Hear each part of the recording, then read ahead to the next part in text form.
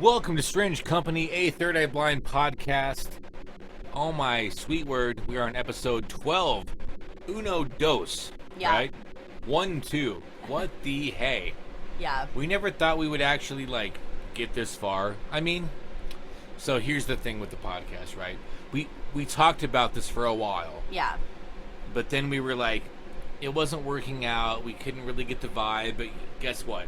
I think we have the vibe now. Yeah. No, you know for what I sure. mean? For sure. So, welcome to episode 12. Yep. This is a really cool episode. We have a really great, amazing, epic interview, which we're going to put at the end of the episode. Yeah. But anyway, what's going on in Third Eye Blind World right now?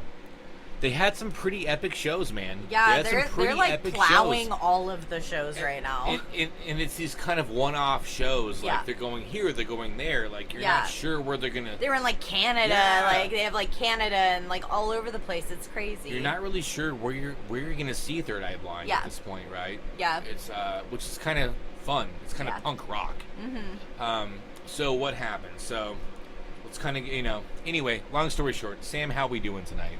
We're doing good. Yeah, I'm very eager for the interview. I think we're going to have a blast. She's not nervous, but we're excited for the interview. Yeah. Because this is a very cool professional Yeah. that has worked with the band for a long time. Yeah. So, you'll hear all of that. So I don't want to oversell that, right? That's coming. That's coming. Let's oversell That's it. coming. Let's oversell This it. person's amazing. She's amazing. And that's coming. But what happened in Third Eye Blind World over the past couple of weeks? We've had some good shows, man. Yeah. Some really cool, noteworthy shows. And the groups on Facebook were exploding. Yeah, they're exploding like crazy. Both groups are insane. Yeah, so Third Eye Blind played a show in Pittsburgh. Yeah. Right? Yep. On June 27th. Yep. A couple days ago, right? Mm-hmm. 2026. Welcome to the 2026 Third Eye Blind Revolution. Yeah. But this was a really cool, very unique show. Yeah. Why? Because who was opening?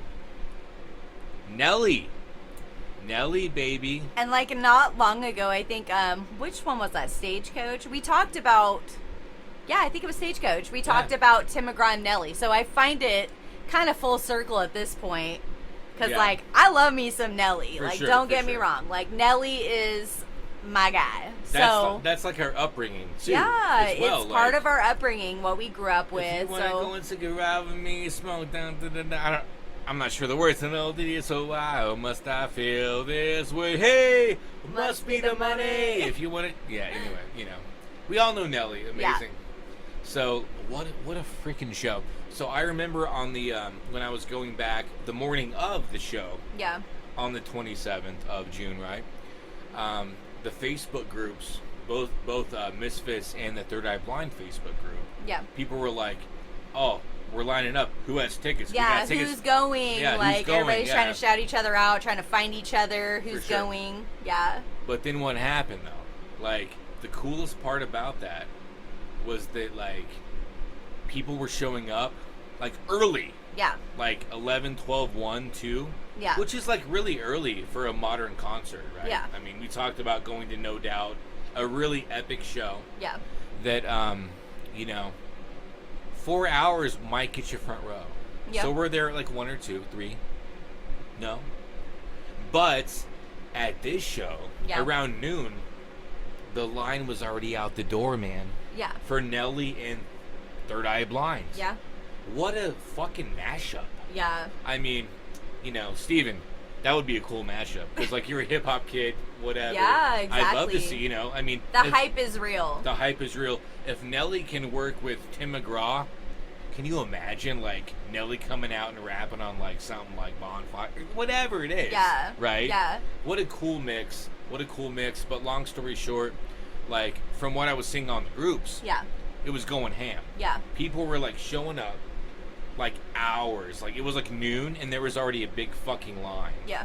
So, I wish I could have been there. That would have been fun. That would have been really, really fucking cool. And also, another very notable Third Eye Blind specific show was actually Steven's solo, right? Yeah. Steven was going to Pride. play Pride. Yeah. Right? on Sunday, June 28th. So our boys are busy. Steven's busy, right? Yeah. So June 28th, 2026, he was playing San Francisco Pride, which is hometown, man. Yeah. That's hometown. Yeah. So, and I remember, right, when we're on the rail, talking to some fans, and actually, I remember this beautiful woman, can't remember her name, names run together, but she said Stephen Jenkins and Third Eye Blind is like very specifically reminiscent of San Francisco. Yeah. Where did the gay pride movement start, right? Where was the biggest percentage of homosexuals in our country? Yeah.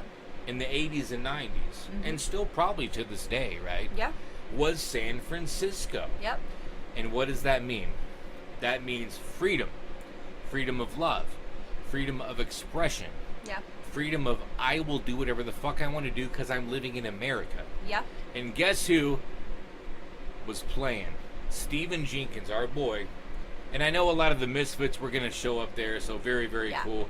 So it's been a really busy week for Third Eye Blind. It has. And just like really epic shows, right? Yep. Really epic shows. You're playing with Nelly.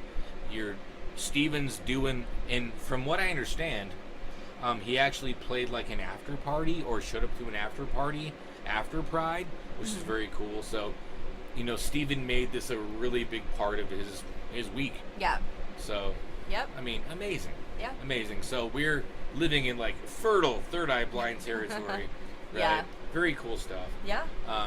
These boys never give us a second to rest, right? Because there's always something. There's always new something. going Like on. they're literally everywhere right now. And if you go and look on their the Third Eye Blind page, not like Facebook or anything, but their actual website, you'll see where they're touring, and it's like when you look at like all the places that they're going and like how far they are in between, like it's kind of crazy. Yeah. Because I think they were like Canada, and then they're like somewhere else like not Right. long after that, but like somehow they make it work, man. Like They always make they it make work. it work. And I remember he's- like there yeah. was right like a couple months ago, right? Or like 6 months ago? Yeah. Like they were like, we're gonna make this show, and Steven actually like publicly said like we have to hire a private jet to make this show. And they guess what? Police escort. And police Yeah. escort. So it was a whole fucking expenditure Yeah. on the Third Eye Blind dime. Yeah. But he's like, you know what? I remember Steven said this to Brad, right? This Yeah. is like a paraphrase, but I remember this is one of the coolest phrases I've ever heard Steven say to Brad, or kind of that dialogue. Yeah. Right? He said, we're going to do this. We're going to do the rock band thing. Yeah. Come hell or high water, Yeah. whatever it fucking takes, we will be there. Yeah. And I remember that was And he did. That was an early quote. Yeah. That was an early quote, and they've never fucking let any of the fans down. Yeah. They've never let themselves down, because that's almost like a quote to yourself. It's Yeah. almost like a mantra, like saying like, if I'm gonna do this, Yeah. if I'm gonna be a fucking rock band and be serious about being a serious artist in this world, I will do it sick. I will do it well. I will do it if the gas runs Yeah. out. Yeah. If there's no plane connection, I will fucking figure out a way. And guess what? This is a perfect always example. do. They always do. They always do, and it's like the Tiny Desk concert. He Oh, was yeah. sick. He wasn't feeling very good. Yeah. And he still made it happen. Like, it doesn't matter. And it He's sounded like, great. It sounded yeah, great. he's like, if I'm scheduled, I'm going to do what I said I was going to do. And he does. And it doesn't even matter that he was sick. It was the fact that he, like, still did it, not feeling well, because he's going to continue to do what he said he was going to do. Exactly, And because- that's action. That's action. I love it. Inspired action. Inspired action. And it's absolutely. And it's like the next show might be improbable. We might lose a little money, but we fucking make it happen every time. Yeah. Because there's ways to make everything happen. Yeah. There's ways. And they always find a way. So that's why this band, that's why we're doing this podcast, obviously. We're Yeah. episode 12. Yeah. We have a lot of very serious feelings about this band. Yeah. About their dedication to the craft, Mm-hmm. their dedication to what they want to do, Yeah. and the dedication to what they want to bring to the world. Exactly. And they always do, man. They always fucking do. Can you fucking name another band? I'm speaking out of school, right? There's a lot of bands if there's a little bit of conflict or something, Yeah. or a little bit of like, oh, we can't make it, they cancel it. Yeah. Steven and the boys, that's Well, not what they do. Clearly, They fucking just, they'll get a jet and fucking go. there's like people that just can't even handle it. Like, that's the thing about Steven, right? And let me finish this because this is a good point. There are people that cannot handle being in those positions. Steven's been doing it for so long, never stopped. Yeah. He's a business-minded man. This is what he does. This is what he's going to continue to do. You're saying some people are lazy and they don't want to No, fucking I'm saying like do shit. he just played with a whole band Yeah. at Sandia, right? Yeah. Well, there was some controversy out there about somebody else that played there recently, and it was all over the news. Right. And there was an apology and all this stuff. These are people that cannot handle it. Yeah. These are people that are younger that cannot handle it, that don't know how to navigate this. Sure. And Steven knows how to navigate it. He's navigated it and continued to for like 30 years. He's built a fucking business, right? And he never stops. And like that's the one thing that, yeah, absolutely, Sam, you're totally right. I think that's the one thing that we've never specifically said. Yeah. Is that literally over 30 years, Yeah. he has created a business mindset, a business module Yeah. that works. Yeah. And everyone shows up on time. Yep. If there's a problem, we fix the problem. Like I worked in, hotel hospitality. I've worked in a bunch of businesses Yeah. where things don't go exactly as planned. But that's not the key. You have to pivot. The key is, do you pivot Yeah. and how do you find a solution to these fucking problems? Exactly. And Steven and Third Eye Blind's, business mindset, Yeah. they're like, okay, it's not going exactly how we planned. Okay, so we get a jet. We do this. Yeah. We rent gear. There are solutions. Yeah, he finds the solutions to those problems that he was having. And, Yeah. like, they hardly ever happen, I'm sure. But when they do, he's like, bam, what do? We're going to Yeah. do this, and this is what we're going to do because we have to be here. We got to do this. Like, I love that. There's never a dead end. Yeah. There's always the right answer. It might not be the answer that is, like good for a lot of people. Like, it might be the hard answer, right? Yeah. It might be... Sometimes that's the way life is, Yeah, man. of course, Like, yeah. Like, yeah. you change course, Yeah. right? Maybe it's not the easy answer, Yeah. but there is always a fucking answer. Yeah. Anyway, long story short, we're fucking going off on a tangent, but long story short, I'm saying that, like, what I love about this band is, like, they always find a way to make it fucking work. Yeah. You know what I mean? Anyway, so long story short, Hillary Duff. Hillary Let's go. Duff. We're going to switch Hillary Duff. So, July 1st. July 1st. We're here on July 1st, Yes. babies. So I go on Facebook today and I look and I'm scrolling, looking, whatever, and I see Hillary Duff made a post, and all I see is these words, okay? It says, "I'm ready for you, Dallas." Okay. Y'all know Dallas is Dallas, okay? And that's not what she meant. But Dallas has such a love for Hillary Duff. Do I? Yes, Do I? yes, you do. I have a love for Hillary Duff. We all grew up with, like, Hillary Duff. She's amazing. She never had to, like, go down any dark paths to, like, and maybe she did in her personal life. That's not my business. But as far as the public goes, nothing ever was out there that was, like, scandalous. And so it's funny because, like, I found this post, so I tagged Dallas in it, and I was like, haha, the words and your love for her all in one. And so it was funny. Some of our, like, Third Eye Blind fans, like, liked it and laughed because they know how Dallas and I are. And so that was kind of funny. But, like, come on. Tell everybody about your love for Hillary Duff. I thought she was hot. I mean, she is hot. Okay, like, wait, hold that's on, a good-looking woman right there. Wait. So, like, look at Sam, everybody. Look at Sam, right? So, I've never really talked about my love of Hillary Duff. Not really. I don't think ever on this podcast. Oh, God, did I just admit that I love Hillary Duff? Oh! Everybody loves Hillary Duff. Everyone does. It's not just Everybody. me. Even Haley does now. But I do love Gwen Stefani for her music. But Yeah. but you know what? I am married to this woman, and I think I do have a type.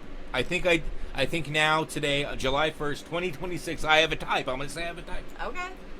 And it's Sam. And Sam is more beautiful than Hillary Duff, more beautiful than Gwen Stefani. But I will say this: I think in her face, look at that beautiful face. I think she looks like Gwen Stefani meets Hillary Duff. Okay, so back when I was like, no, like back when I was like super thin You look and like cute. Hillary Duff right No, now. like back. I'm looking at you with the light. She looks like fucking Hillary Duff. So like back in the day, like I used to do my hair like super blonde. Like I was way blonde, like platinum blonde. And I was like really thin, really cute, had a nice like jawline, all that. You Like still got all that. I'm getting there. I'm getting there. In there, you look good. I got you. But I got you. I did. Like I was just telling Dallas, like when we saw Gwen, I was like, God, it's insane. She looks like my brown-eyed sister, like back when I was like blonde. Yeah. And like, yeah, it was crazy. But Sam's like a combination, but way hotter. So I guess I do good. It's like whatever. Call my bluff. Call my bluff. You're wild. Look at him. Look at him ass kissing. What do you want? No. Come on. You look. I was looking at you in the lights. I was looking at you in the light. You look like Hillary Duff with the light. And I mean, I wish. Nah, but anyway, long story short, like I guess I do have a type, and like Sam really checks all the boxes. And she's her own thing. She's not Hillary Duff. She's not Gwen. But she's my love, and I think she's the most beautiful woman in the world. Oh, look at you. Always. You're so sweet. Always. You're so sweet. But I guess I do have a type. Yeah. So that was a funny moment today. Like, you know, and then the fans are seeing it, so they're cracking up, you know. That album was good. I like the album. album. Yeah. Like, Dallas, tell him about that album. So, like, you know, when you're in the car and you listen to things and the radio station, like, you're hearing, like, a lot of the same stuff. But, like, Haley and I went down the rabbit hole of Hillary Duff's new stuff, and I like it. Like, it's not like the old stuff. I kind of want her to go a little bit rocker again, but the new poppy stuff is pretty damn good. And Dallas was, like, listening to some of it. I think I'd showed him, like, a couple songs, but, like, yeah, tell him about what you were hearing in the car today. Yeah, so, like, Sam put this little thing where she's like, oh, you love Hillary Duff? She says she wants to... What was it? Yeah, she's ready for Dallas. I don't think she's ready for me. I don't think she's ready for. But the Facebook post said. But it was funny. She was going to Dallas, Texas. Yeah, My name is Dallas, so she was making a joke. I guess I could have clarified, but you guys probably understood that. Yeah. It'd be tight if everyone thought that like Hillary Duff loved me or something. Right? But long story short, she had this little thing. So I'm like, you know, I'm driving all day and I've heard all these fucking songs. I'm 41 years old, man. There's only so many fucking songs, right? Yeah, that's true. So I'm tired of the shit that I've heard, except for Third Eye Blind, of course.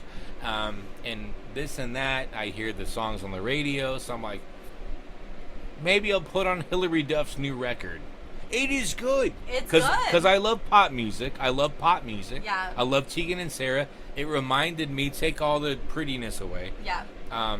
It reminds me of like when Tegan and Sarah went like electro pop. Yeah. Which is one of my favorite albums. I didn't initially warm up to it, but I learned to love it. And it reminds me of that kind of like electro pop. It's almost monotone. Yeah. The record. There's no stereo spectrum spread. I don't know. It's very like monotone, like 80s electro thing. Yeah. You know, like when I create music, like, you know, I've recorded Hoot Dog and other people. Yeah. I try to make this whole like cinematic, like an orchestral kind of thing where it's like there's this then that, and there always has to be an organ somewhere in there. Always an organ. But this was like a very like minimal, like almost like monotone, squished version of pop. I liked it. Call me crazy. No, it was good. Like, what was it? What was the song she did? It was all like. We were talking about the holiday one. The holiday was good, and then holiday party or something. A holiday party. Anyway, I liked it. Long story short, that was Sam's influence. No, he definitely was into it. But I liked it. Yeah, like I mean, and I think she's actually coming to Albuquerque. What, tomorrow? You said? Yeah. So when we win the Powerball, we're gonna go to fucking Hillary Duff tomorrow. I know. We blew all of our money on Third Eye Blind, huh? And no doubt, glad to do so. Glad and to everything do so. else. So like, so fun. Anyway, that was just a funny little thing that happened today. So we're really excited about what's happening next, by the way. All the Hillary Duff and all this stuff aside, we have a really cool segment, and it's our first interview with someone that's actually been professionally been working with the band, still working with the band for a long time, 5 years, right? Yeah. And I'm excited. So, yeah, in about 20 minutes, I'm going to shut this off, right? We're going Yeah. to get her set up, Yeah. right? In 20 minutes, we're going to interview the owner of Front Rail Photography. And I couldn't be more excited. We're going to let you go. We're going to regroup, Yeah. and we're going to get you a great interview with Amanda Daubert from Front Rail. We are glad to be here once again on Strange Company, a Third Eye Blind podcast. Very excited to be here with a special guest. We have Amanda Daubert, owner of Front Rail Photography. Over the past 5 years, right, she's worked with The Offspring, the Foo Fighters, but especially she has photographed and been a big part of the photography side of our favorite band, which is why we're here. Yeah. Third Eye Blind. Yep. Amanda Daubert, thank you for coming on to Strange Company. Thanks for having me, guys. I'm super excited. So I apologize for our little bunker, our studio, which is very pristine. That looks kind of close to yours with the posters and the Yeah. set list and everything. It's under renovation, so hopefully soon we'll have the nice backdrop. And it's like too yours. hot. It's like way too hot to be outside in New Mexico right now. Oh yeah. Girl, it's 111 in Maryland today, which is not normal What? at all, but yeah, no, I feel you. Yeah. I saw the heat waves on weather.com. Like the northeast is getting hit hard with heat, which is We're suffering today. for sure. No, But it's a hey, hot one. but we're here, Yeah. and we're here in our bunker. The system shut us down now. We find each other in the underground. There Huh? we go. Ah, You did it. You did it. I did it. Snuck that in. Well, Amanda, thanks again for coming here. So, real quick, a little bit about you. Kind of your intro to this whole lifestyle. I'd call it your profession, but your lifestyle. What first got you into photography as early as you can remember? So I actually took photography courses in high school. So just as an amateur, a way to have an elective that was super easy. And I remember like the best thing about the photography course was that we had a dark room and they had music. They had speakers in the dark room. And so that's where all the kids hung out. And it was just a really cool elective, but I had an awesome teacher and just totally fell in love with it. And then throughout the years, I've just always been into photography, but never married the two of concert photography and that could be a thing. And a couple years ago, a friend of mine got a really nice camera handed down to him. And I was like, you know what? I'm going to a show. It's a small club show. There's no photo policy. Can I just take your camera with me? We know the band, all good. Let me just kind of, play around with it and see what happens. And like, originally when I took the photos, I'm like, oh, these are great. Looking at them now, I'm like, those were dog shit. But it was like, I was like, this was so much fun. And I started I kept his camera for a little bit and started taking it to just local club shows and had a couple people reach out, local bands and like cover bands. And they were like, hey, I noticed you were just at XYZ venue. Do you typically shoot there? Would you come shoot for my band? And I'm talking like I was getting paid $75. It was basically like, here's a couple bucks and some free tickets and shirts. Just come out and shoot. And it honestly just snowballed from there and in the best ways possible. And so many people ask me, how did you get started? How did you do this? And I'm like, I'm still trying to figure that out. I honestly don't know, other than just working really hard, practicing and putting myself out there. But yeah, this whole thing has been a pipe dream that has somehow come true. It's amazing. That's awesome. So it's a snowball that just kept going and going. They never really stopped. It just kept momentum. And It's a fucking avalanche at this point, and I'm in love with it. That's Yeah, amazing. that's and awesome. and I'm gonna stroke the professionalism for a second. Like you are A-list. Like you're like what John Mayer. I mean Lainey Wilson. Like the top Top of the top, AAA yeah. acts. I mean. Yeah. Like to go from the dark room and then getting $75, which probably is a big deal, right? Yeah. Like I remember the first time that I got paid like $50 to play guitar. I thought it was like big Yeah. deal. So I mean, what was that like getting paid for your art for the first time? Like you felt like, oh, okay, I got something here. It was honestly really crazy. And you always have that imposter syndrome of Right. I'm not good enough, I'm not worth this, I'm not, and it's really hard to overcome. And very quickly I made a lot of friends with local photographers here, kind of in the DMV area. And you guys know, like the DC area is a huge music scene and there's more than enough work to go around for everybody. And I was very fortunate to meet some amazing photographers that mentored me and that have become amazing friends of mine. And I would look at their stuff and go, shit, like their stuff is so good. And I'm not there. And I feel bad for, getting paid to do these things. And especially, I do have a big heart. Like anytime I meet like a young artist or young band, like the Sarah McLachlan song plays, I'm like, in the arms, and I'm like, oh, like, I don't want to take this $75 from these poor kids that again are getting paid $50 to play guitar. And so yes, it was exciting and nerve-wracking and I don't know, all sorts of emotions when getting started, and never in a million years when I started doing this did I think that I would be where I am now, but it's just amazing. It's amazing. I love it. I Yeah. love it. And obviously, it's working out. Like you have an eye. It's clearly working out very well. Yeah. And then you mentioned, earlier, you didn't even think that this combination of, initially the combination of music, live Yeah. music, and photography could be a thing, and now that's your thing. So That's my thing. That's your thing. So let's kind of backtrack real quick. What was the first artist album? Because everyone kind of knows the first CD they bought or their parents bought for them. What was the big album or artist that was really huge in your life growing up, like that got you into music? So I've always been into music. I mean, there's a home movie of me and I'm maybe, I don't know, 6 or so, Yeah. and I'm singing Poison. Like I've got the Walkman on, I've got the little headphones on, and I'm singing Unskinny Bop or whatever the name of the Poison song is. But I've always been into music, and it's been, not to get like dark and sad, I didn't have the happiest childhood. So it was like, to drown out some other things, it was putting the earphones on and it was just escaping to somewhere else and just to be a part of something. It was an escape for me. It was that therapy of just listening to music and getting out of wherever I was at that moment, physically or mentally.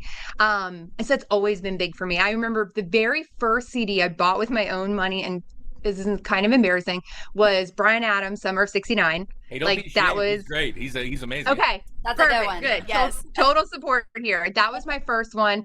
I remember somehow being allowed to buy Guns N' Roses, and that was the Appetite for Destruction. And like, but if you opened up the CD cover, there's like the robotic half naked woman on the street, and like it was risky for being Yeah.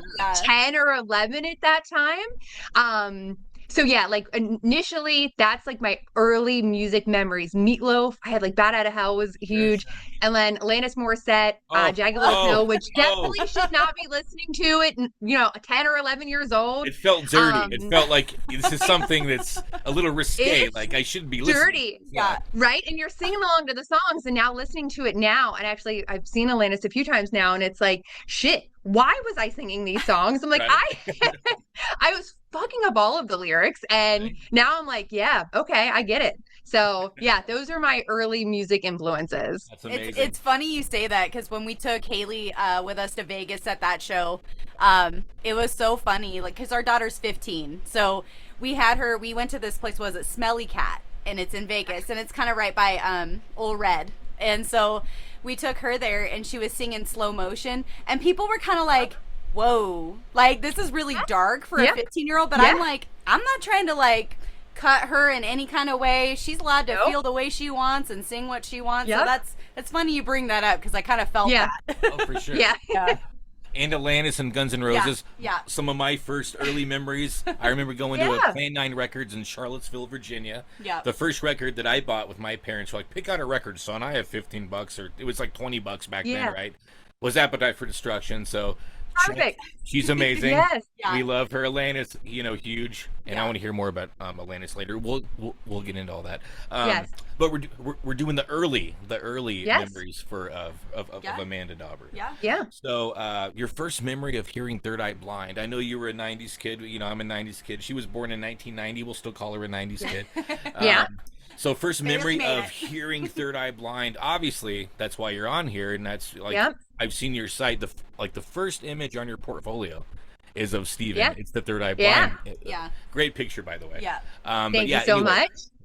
Yeah, I mean, early, so I was right out of the gate with, Semi-Charmed Life, like with everybody else, right? You kind of first hear that, you get into the self-titled album, and there's so many bangers on there, and I nonstop had the radio on in my house, like just constantly, whether it was like I had to walk to school, so it was like headphones in as you're walking, and it just was nonstop.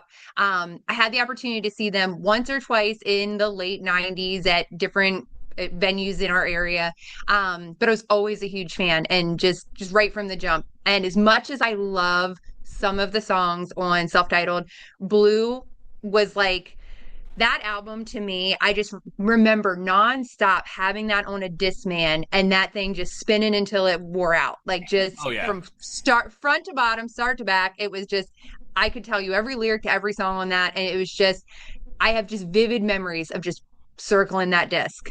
From anything to Camouflage to Darkness, right? You knew all like the deep cuts too. Anything. I love, like, if I ever hear 1,000 Julys live, like, I think I'll lose my shit because that is it's an obscure song. Yeah. And I love it. But yeah, you always ask people, right? Like, what's your favorite song? What's your favorite album? And I'm one of those people. It's different. Favorite song is Narcolepsy. Okay. Will always go down as my favorite song. But Blue is my favorite album.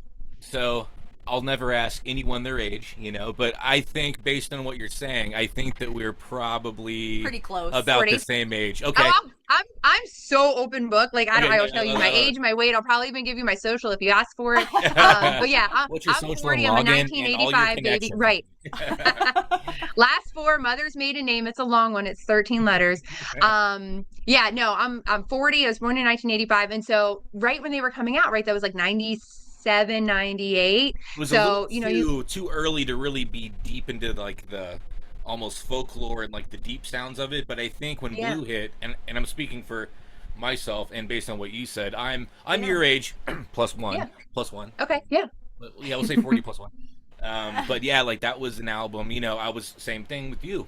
Got into the first record, life comes along, puberty's happening, the math test is hard, I'm learning my multiplication tables, whatever the case may be. And then Blue comes on at like a really pivotal point, I think. Yeah. If you're that age, that's an important album. It's like Led Zeppelin. Just real quick, describe, at 40, looking back, just real quick, like what does Blue sound like to you, and like in terms of musical history, where does that fit into your breadth of knowledge at this point, if that makes sense? So Blue for me came at so Blue came out what, 99 ish, late 99. That sounds right. Yeah. So early 2000s, my first ever boyfriend, right, cute little boyfriend, like summer of 8th grade, he died in a car accident, just instantly passed away, and that wrecked me. Parents dealing with a shit divorce, absolutely hate each other, just outside noise. Right. And I just, like I said, remember earbuds in, that song, that album, just nonstop to quiet everything else. And it was like, that album has really impactful lyrics. It has such a range of emotion, even within a single song, but throughout the, entire album, where it's like, you're listening to it and you're like, I feel this emotion. I'm maybe not skating down the boardwalk, or I'm not doing these things that are being described, but I'm feeling the power. And it was just extremely therapeutic to quiet everything else, put those earbuds in and listen to that album. Yeah, and that's like what music's supposed to do. So I'm glad it worked, because it did for me, it did for him, probably everybody else in the world. Like, that's why we have music. Yeah. But and I think Steven has said more recently that his favorite record is Our Band Apart. But if you go back, he's also said that when he puts on Blue, quote unquote, paraphrasing, but he says, "I can't believe that we did that." So even he is in a way of the piece of art that they made. So anyway, that's awesome. You love Blue, and I love that you were so into it.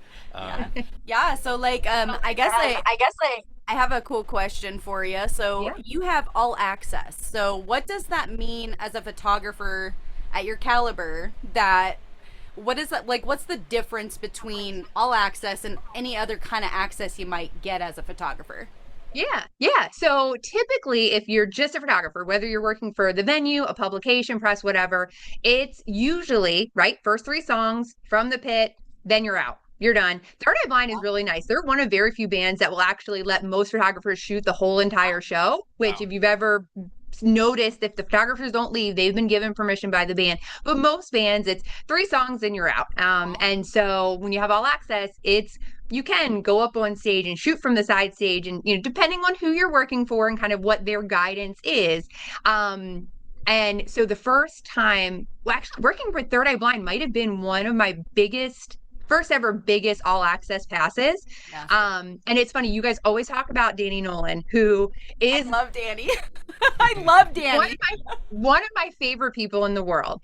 And so I hadn't really this was my first time working all access for them, and I was very nervous. I was, very timid of where can I go? Where can I go? And, I had heard rumors from other friends in the industry that Steven isn't always the easiest to get along with. And I was like, really on my P's and Q's. I'm like, I'm not going to fuck this up. I love this band so much. And I'm freaking out about even getting this opportunity. And so at Merriweather's, that's the big venue here in Maryland, and where I went to my first concert and grew up going, that's the big all access one that I had with them. There's kind of this on the sides of the stage, there's these two stairwells that lead to like little balconies that overlook. And Danny was like, go up there. And I'm like, I can't go up there. He was like, no, go up there. It'll be a great shot. Go up there. And I was like, okay, first of all, this guy's fucking awesome.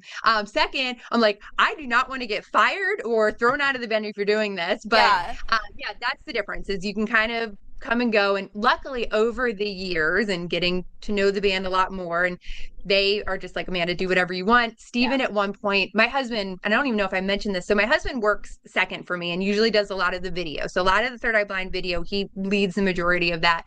And I remember we were at Music Fest last year and Steven was like, I want to talk to you, to my husband. And I was like, oh shit, okay, whatever, let's go. And he's like, look, he's like, I might be the director, but you're the producer, or however he said it to him. And he's like, if you see a moment, you need to get it. He's like, follow me on the stage. He's like, be right there. He's like, you don't worry about them. Like, to the crowd, he's like, they're fine. They don't matter. He's like, you matter. And like, gives him this wonderful pep talk about like, just because my husband was, again, nervous, right, to be up on stage. And but Steven was like, get out there, get what you need. And it was really a neat moment. And I'm like, that was so cute. But yeah, so it's fun. And I know you like chronological, so we'll get to the most recent, because I always am very mindful of not overstepping my bounds of what an all access pass means. Like, I'm not just going to go goof off backstage. Like, I'm not going to overstep that, but I've got some cute Warped Tour stories that we can get into, because that Warped Tour DC just happened a few weeks ago, and that was fun. Amazing. So is that normal? So, Danny obviously kind of gave you some direction. They said, go up there, and like, you didn't think you could go up there, and Steven's like, to your husband, get over here, and you're like, oh my God, Steven's, sure, sure, whatever you want, boss, you know what I mean? So, is this normal? Is it, what's the process in terms of like, okay, you're hired, let's say it's all access, let's say it's not all access, what's the direction generally? Is the band always that involved? Is it more management? Is it sound crew? Yeah, so it really all depends. And a lot of times it is not that involved, especially with the band. It might be like the tour manager. The tour manager and I will meet and kind of get some directive of what the band does and doesn't want. So, like, if we're doing video, what certain songs, getting a copy of the set list and kind of planning that out.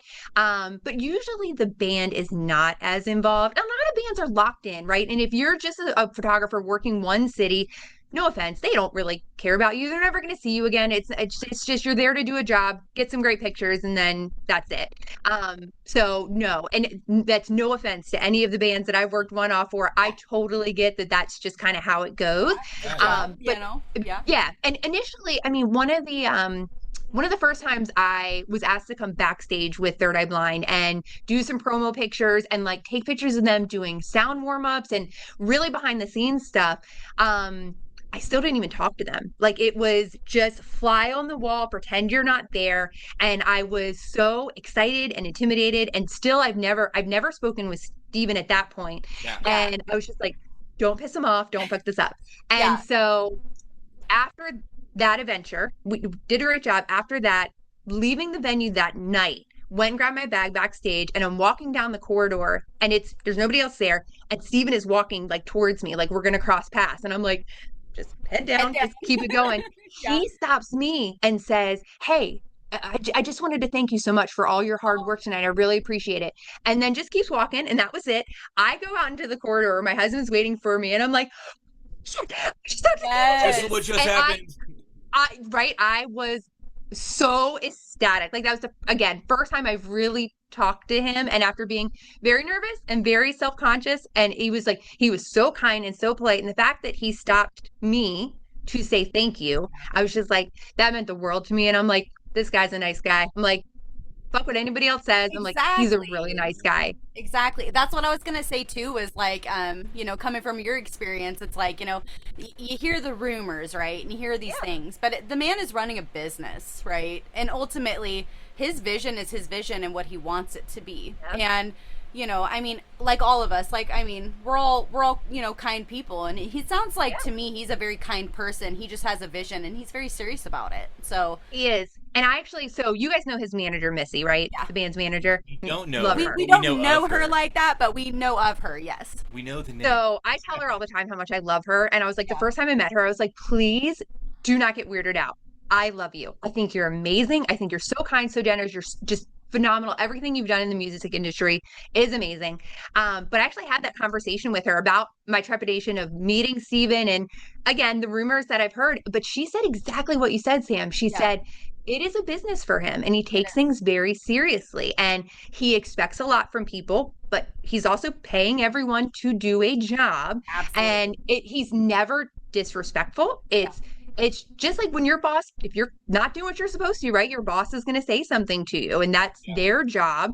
And so no, I have nothing but amazing things to say about every member of the band and the crew and just they're amazing. They're amazing people. Yeah. And I love yeah, that.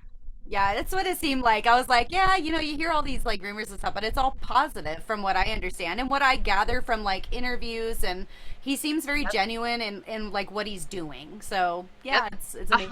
100%. I mean, like you said, with having all access, you kind of do have privileged access to intimate moments. Yeah. And I have never witnessed anything that would make me say anything less than amazing things Yeah. about every member of this band. It was funny. Because you still do wonder, right? So at the Halloween horror show, we were backstage and I had a copy of the Spin magazine that I had the bubblegum photo in. Yeah. And I had asked Missy if it was appropriate if I had Steven sign it. I was like, it means so much to me. And I was like, I would love to have him sign that copy of that magazine. She was like, yeah, of course. I mean, no worries, whatever. So at the end of the night, I see Steven go into his personal dressing room and he walks in with two like 20-ish females like in their 20s, gorgeous, like their dresses angels or whatever, like it's Halloween, they're looking super cute. And Yeah. I was like, Missy, I don't want to go in there. And she's like, no, it's totally fine. And here I am like thinking nefarious, right? Rock stars, it's going to be party in there, I don't know what I'm walking into. And I walk in and there's a couple people in there with them and he's talking to the girls about he apparently knows them and knows their mom and was talking about going thrifting in New York at some like Oh, boutique thrift shop yeah. with their moms. And Yeah. I'm an asshole. I'm a total asshole because here I am thinking I'm gonna walk in, he's gonna be snorting blow off some girl's tits, and I'm just like, this is That's just all gonna I be did. rock star stuff, right? And I'm thinking awful things, and he's talking about going thrifting with their moms, and I'm I like, love this it. is I the love most wholesome story ever. Total opposite of anything rock star that you would think. I love that. Exactly. Exactly. Where is a good place to thrift? According to Steven. I know, right? I was totally listening. They were talking about it was somewhere in New York City that they were going, but yeah, I The was just thrifting like, scene this in is New the York. most wholesome conversation Oh, I ever. love it. That's so And cool. here I am. I I love it. was totally, yeah, I made up a whole story in my head of what was happening, and none of it was true. So no cocaine off butt cheeks, nothing like that. We're good. Nothing, nothing. They'll pass the test. All right. We were sponsored by Wawa that night, so there was a lot of like Wawa salted pretzel left around. That was the only white substance you were gonna find. Nice. I love Nice. it. So, kind of piggybacking off the whole all access thing. Obviously, you're privy to being like right there Yeah. in his dressing room, backstage, and stuff. So we're foodies. We like to eat. I'm sure you like to have a good in and out if you're in that part of the country on the road, whatever. What are you privy to in terms of like catering? Like, do you get access to the band's catering?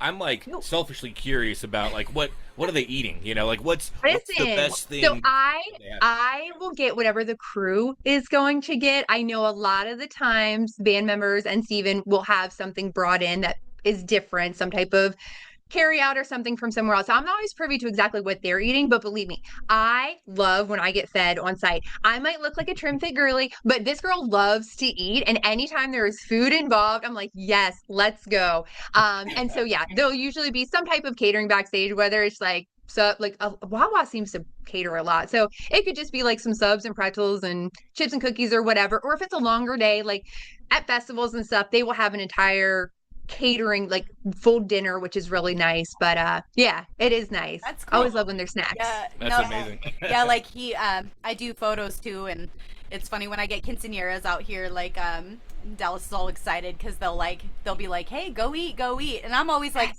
I'm weird about it. I'm like, I'm good, you know, and Yeah. but he's like, They don't I'm gotta on it. ask me more Yeah, than once. no, I'm all like, no. give me that plate, give me that enchilada, you know? He's like on it, and I'll watch him go through the Yes. line. It's hilarious. So And I've had some good, I've had some bad, but hey, free food's free food. You know, you can't. Yes. Right? yeah. So like, how do you I guess how do you like compartmentalize?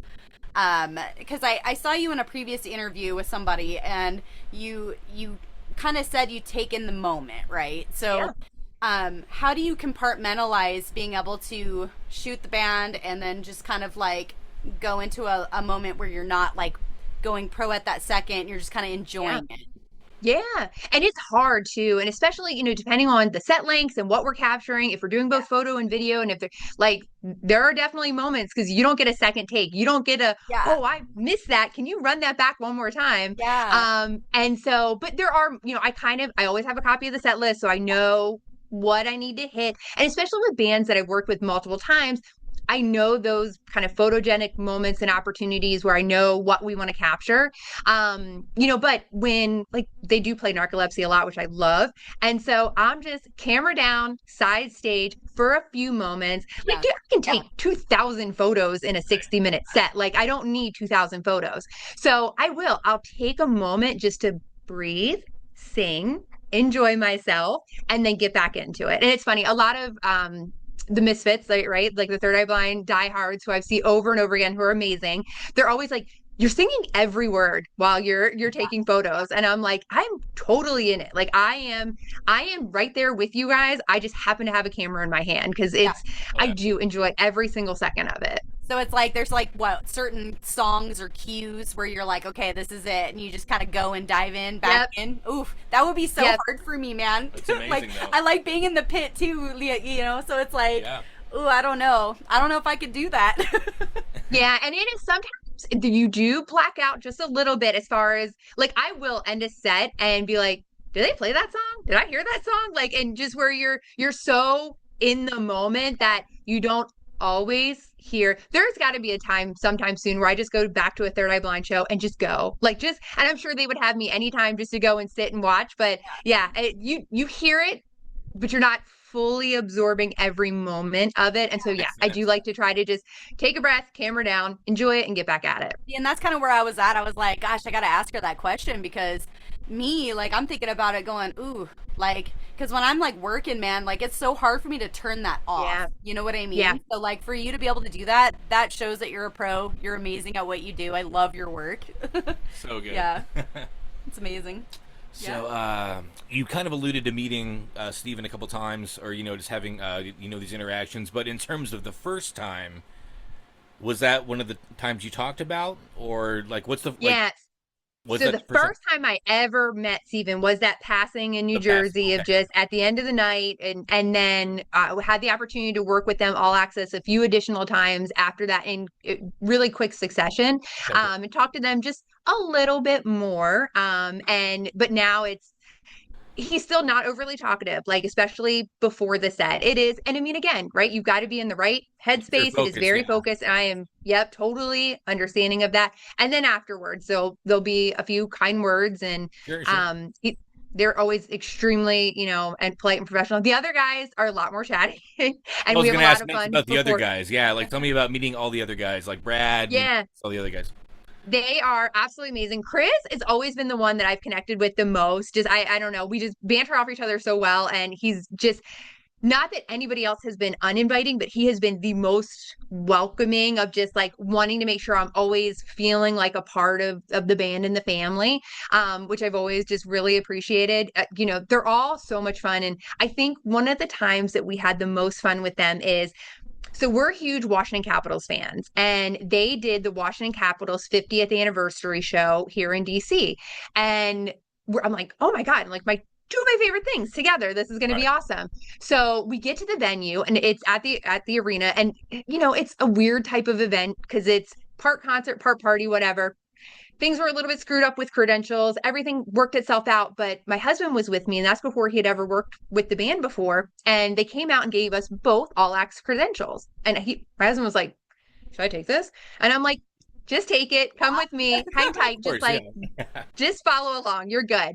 So he goes backstage. We're in the green room. We're hanging out. And one of the managers comes in. He's like, okay, we're going to go do meet and greet photos. I was like, okay, cool. I'm assuming with fans. I'm assuming we're going to go grab some Third Eye Blind fans, take photos. So they take us down into like the belly of the arena. And it is everybody you can think of as current and past Washington Capitals players. It's the keeper of the cup. It's Alex Ovechkin. It's all the big names, right? And I'm like, oh, holy shit, this is amazing. My husband's crapping his pants. One of the band members hands him a cell phone, and they're like, can you do some video just on our cell phone? And he's like, yeah, sure. So I've got him with somebody's cell phone doing video. I'm doing photo. It was crazy. They give the band all of this, like Washington Capitals, Third Eye Blind, like combined swag to take home and whatever. We get back to the dressing room, and Alex, who is a huge hockey fan, I guess his brother plays for the Knights. And so he looks at Danny Marks, their tour manager, Danny, and he was like, you think Alex Ovechkin would come sign this? And Danny was like, oh, you think I can get the biggest player in the NHL to come in here and sign your jersey? Yeah, I'll get it. And like the way he said it, it was like, yeah, okay, fuck you, never gonna happen. Yeah. So he says, yeah, I'll see what I can do. He leaves the room, and maybe 2 minutes later, in he walks with Alex Ovechkin. And I'm like, you're fucking kidding me. That's amazing. And our Alex turns into a giddy little schoolboy. Is so excited. And then he gets his jersey signed. He gets a picture. Alex Ovechkin walks out. Our Alex does the Wayne's World, falls on the ground. I'm not worthy. He is just like he was like a 5-year-old. He was having the time of his life. Yeah. And I'm like, this is cute, right? This is one of those moments for them as a band that they will really remember. And you just saw everybody's personality really shine. And it was a lot of fun. Gosh, that's amazing. Crazy. That's very cool. That's very so cool. Fun. Yeah, you got everyone firing off on all cylinders, like their interest, and this perfect storm of interest, and everyone's freaking out. I love it. Everybody was happy. It was a really cool moment to be a part of. Yeah, that's amazing. Nah, for sure. Amanda, once again, thanks for coming on again. I do have a question. So you alluded to when you went into Steven's dressing room, it was talk about thrifting, which I thought was an amazing tidbit. So let's kind of back off Third Eye Blind for a second. And of course, you don't have to name band names. You don't have to name individuals at all, of course, for the protection of privacy. But when you have been backstage or just by the buses or in these, bands in their environment, like in their home space where they feel most natural, have you witnessed any sort of debauchery? And as I said, please don't say anything, but have you witnessed anything that was like the David Lee Roth with the Coke in the bathroom? I have not, believe me. So, and honestly, this has been something that has really worried me because most of the bands that I've had the privilege of working for, I am a fan of.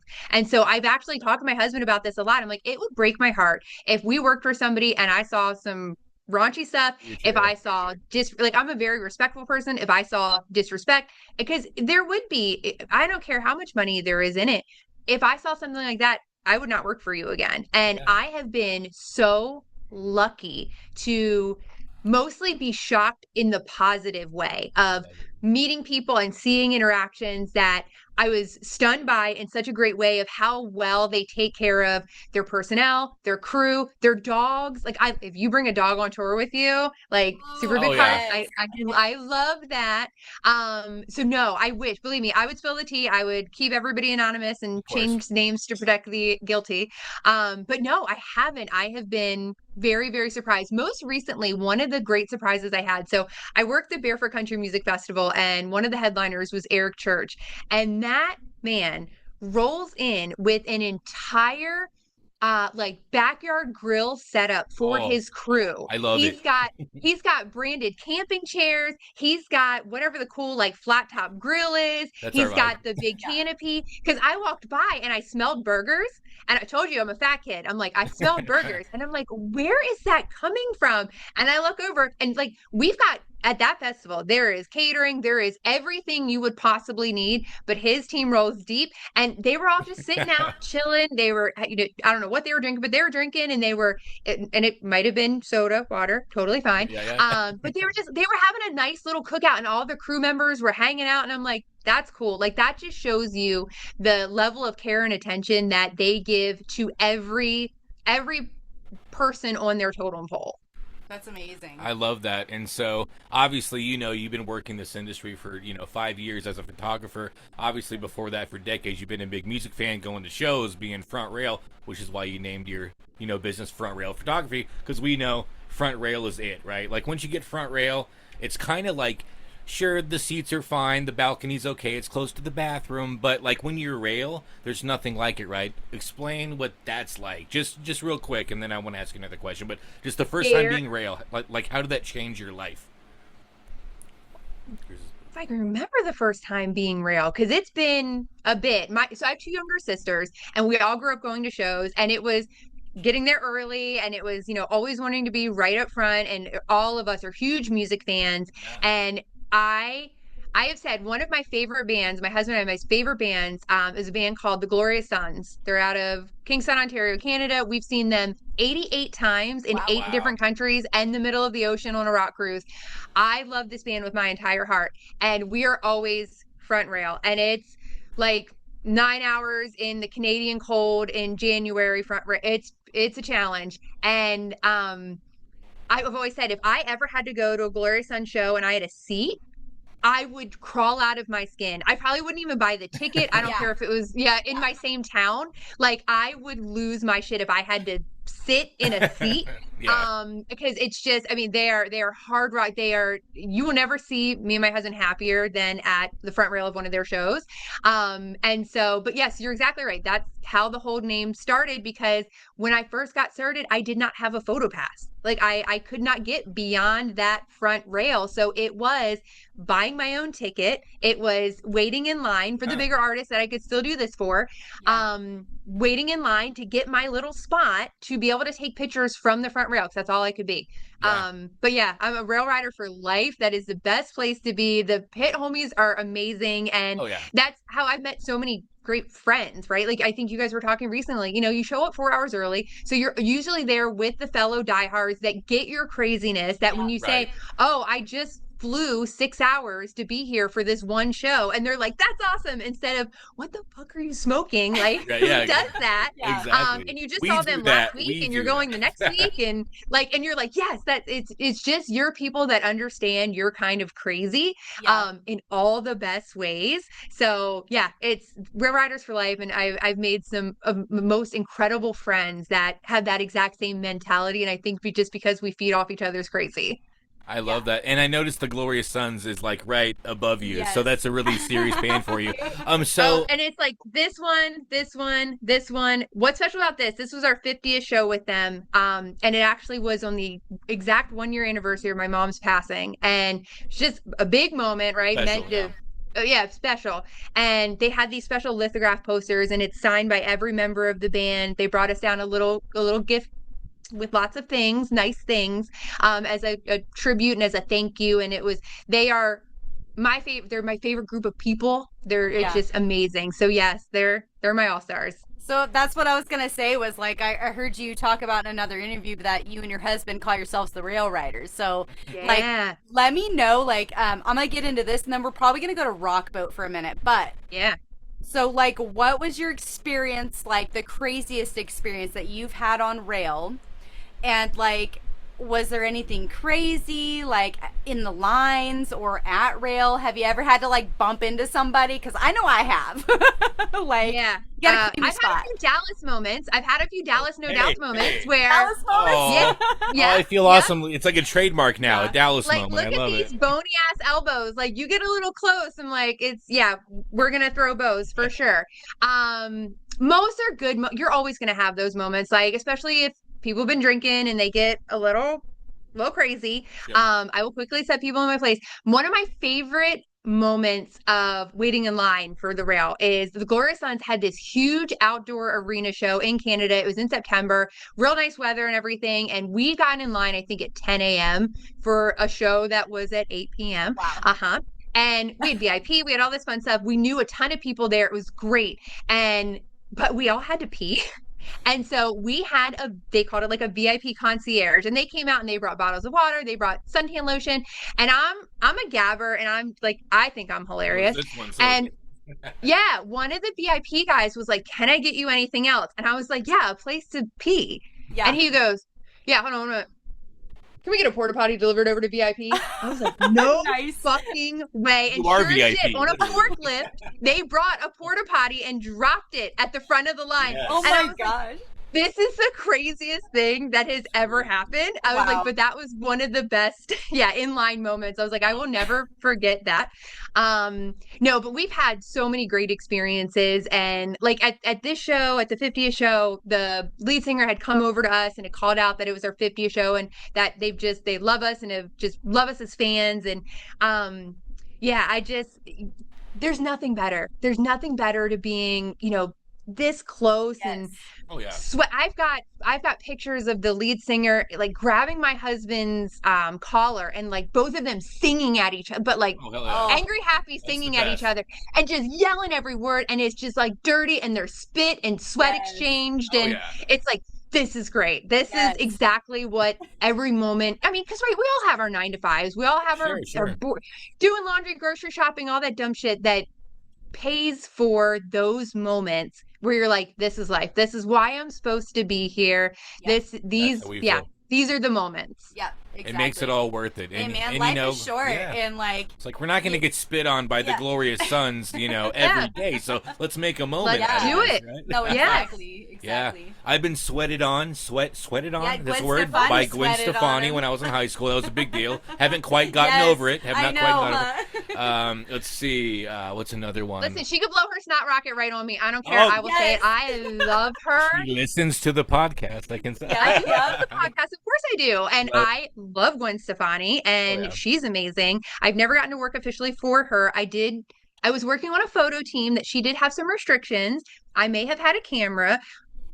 I may have been told I'm never allowed to publish those photos, but I have some fire shots of Gwen Stefani that I'm not supposed to have that are in my personal bank. And I just love her. My bank. I just said bank. I said bank.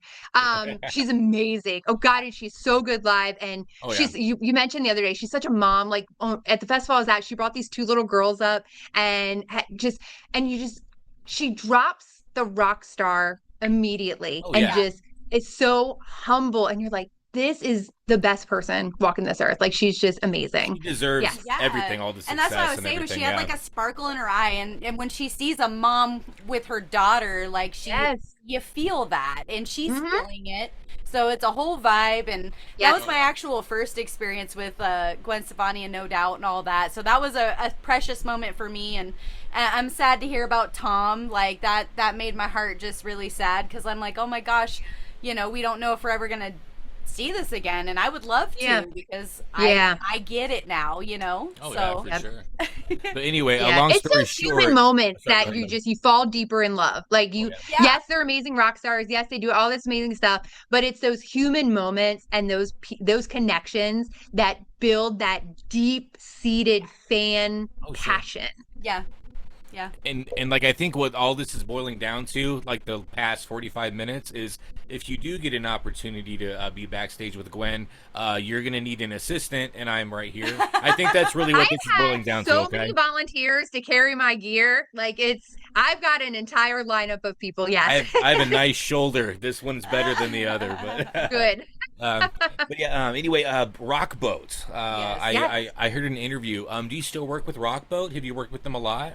So you know what? I wasn't actually working for Rockboat. I was just on They do allow you to bring your camera, and I was just there. I knew a couple of bands that were there and that were playing, and Rockboat's amazing. If you've never been on a music cruise and you're thinking about it, oh my God, do it. So we've done 2 Rockboats and we did Shiprocked, and so same thing, just a little heavier, just so much fun. The fact that I can go to the buffet, grab an ice cream cone, walk to the front of the rail with like 3 minutes before the start and stand there and eat my ice cream. And I'm like, dude, right? So, fellow fat kid, dude, it's the absolute best. If they had a 90s theme, like late 90s themed Oh yeah. rock music cruise, holy shit, I would spend all my money to go on it Oh, for for sure. sure. Well, we found it to be kind of a small world when we were listening to your interview on that because Yeah, yeah. because you were on the Rockboat podcast. We heard that from a couple years or Yeah. 2 years back. Yeah. Yeah, And a funny thing, small world. I mean, like, do you find that it's kind of a small world? Like it's more extremely. insular the more you get closer to it, right? Yep. Okay. So anyway, long story short, the guy that masters the CD releases of Rockboat's music, his Yeah. name is Cass Anobody, and he's an old friend of mine. He's my producer and bass player. Oh, Which is that's super awesome. small Oh, world. Yeah. super small world. Oh yeah, I And was you're like, what? very right. It is the biggest, smallest world ever. And that's why, you always got to do a good job and Yeah. be respectful. And because Yeah. everybody knows everybody else. Oh And, yeah. I was working a festival once and I kind of look up and I see the guitar tech is a friend of mine. And I mean, he's several states away. And I'm just like, what Yeah. the fuck are you doing here? What are And you he's doing like, oh, here? yeah, he's like, I used to be guitar tech for them years ago. This was a one off. So they called me in. And it's just like, and yeah, a very, very small world. And I love that. Very, very cool. Yeah. And And Brian. Brian Facchino. Do you know Brian Yeah, Facchino? Yeah, yeah, yeah. yeah. Yeah, we had a good night of drinks. He actually played with me and my band a couple years back in Arizona, and we had a great show. But what was even better than the show was I think Drake drank a bottle of whiskey into the AM, so that was fun. Great guy. Yeah. So if you ever have the opportunity, good guy to drink with. No, he Good was He man. learned how to slur play the guitar. That's Yeah. good. Small world though. Small world. That's crazy. Yeah. So back on track. Back on track. Yes. Right. Okay. Let's shake out the willies. Here we go. So you've played, obviously worked a lot of venues, right? On the East Yeah. Coast. You've obviously been other places around the country. Yeah. What's a dream venue that you would like to shoot that you haven't? And not talking about bands, but just like one of those A venue. bucket list venues Yeah. where like you can see Tiny Tim play. God rest Yep. his soul. Okay. So I've got two. I've knocked off two or one of the three of my bucket list venues. I did get to shoot the Glorious Sons at Red Rocks. Top 5 moment of my Amazing. life. Oh yeah. Amazing. I would like to go to the Gorge in Washington. The We moved from views. there. I'm a nature girly. moved The from there. views. Yeah. You've been there? We moved from that area. Yeah. Yeah. Oh gee. Oh my gosh. Okay. So have you been there? So Dave does- she hasn't, but Dave Matthews. I'm a Yeah. huge Dave Matthews fan. Yes. If you listen Yep, to the yep. podcast, so I went to school in high school and college in Denver. So I was there for like 15 years. I lived about 10 minutes from Red Rocks, so that was like Yeah. my backyard playground. Yeah. Oh my god! Like as amazing as Red Rocks is, and like we're actually gonna have a whole episode on the venue of Red Rocks here pretty soon because Yeah. Third Eye Blind did some great shows there. But yeah, as amazing as Red Rocks is, there's something spectacularly different about coming up like above that hill and cresting the Yeah. hill and seeing Yeah. the gorge. It's amazing, and it's otherworldly. And Red Rocks is different in a whole nother level, but you're completely on target there. Yeah. The pictures and videos do not do it justice. Uh, It really is like Heaven's Amphitheater. I think they call it that. yeah. And you got to get out there. Like, have you ever shot Dave? Have you ever shot Dave? Uh, at a festival. Yeah, not Oh, he okay. was at a festival that I was able to shoot him for. Very cool. But yeah, never like at a smaller venue or an event. But yeah, Okay. so the Gorge is one. The other one, I really want to go. I've never been to the Ryman in Nashville. And so Yeah. that's my other one. I would like to go, and it's so historic. I grew up with my grandma always listening to the Grand Ole Opry. Like that I think would be a huge bucket list for me. So yeah, those are the two. That's amazing. I mean, yeah, like a large amount of music history, American music Yeah. history is written there. So Yeah. that would be good. Ryman. Yeah. So what's an act? So away from venues, what's an act that you would love to shoot that you have not had the opportunity yet? And if there's one that you're in talks to or something that you're excited about, maybe. I don't want Yeah. to spill any beans, but yeah. Go. You're fine.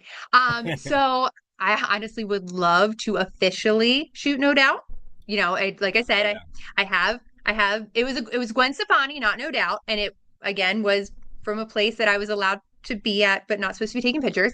So I would love to shoot them. I would like to go back and shoot Paramore. So I love Haley Williams, and I had the opportunity again at a festival to shoot, but it was it was weird. It was like an approved media, but not photo pass. So I was able to shoot from the crowd. So Sure. it was just kind of a unique thing, but I would love to actually work for them or at least work a show.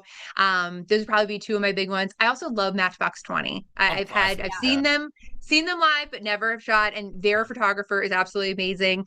But yeah, those are a couple of the acts that I really would love the opportunity to work for or just to shoot at. Very cool. So you're like a female version of me. Yeah, I'm pretty finding- much. Sounds like it. You guys are identical. I'm like, I'm like Kindred spirits. pulling it out of my Yeah, brain, like yeah. my favorite stuff. I'm not sure if you knew this. A couple tours back, I think it was like 2010s, 2009 or something, around then, give or take. You know, my memory's fuzzy on the dates, but Paramore actually opened for No Doubts when they had their second resurgence, when they kind of came back out again, and they That released a ska cover. But that was really cool. I feel bad because Paramore was pretty unknown at that point, right? I mean, Yeah, that would have been early. around, but I was in the bar drinking Goldschlager, you know. But Yeah. it sounded good. It sounded good, you know. Yeah.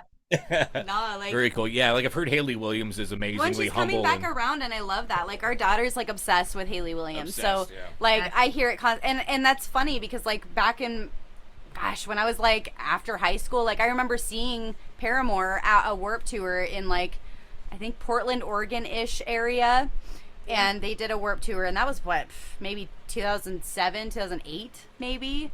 Yeah. Might have even been 2006. I don't know. Somewhere between those years, I remember her being there, and I remember watching it with my best friend that was on our podcast recently. And gosh, we had so much fun. So Well, there was so 2 years ago there was a meeting of three minds between myself. So I have a 19-year-old daughter, and so between myself, my husband, and I, we decided to book a trip that kind of hit everybody's points. We flew over to Europe and went and saw Taylor Swift. Check mark for my daughter.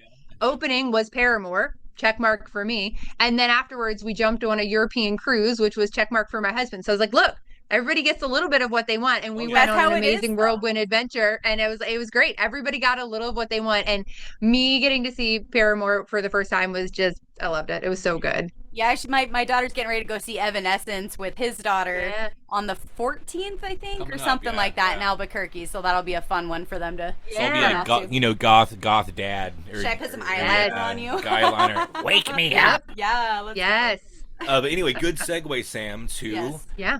and like very good, Amanda. You have gone very chronologically, very Yeah. good. We Yep. like I chronology. know that's important. That's Yes. very good. But good segue from what Sam was talking about. Let's jump into something more recent with Third Eye Blind, right?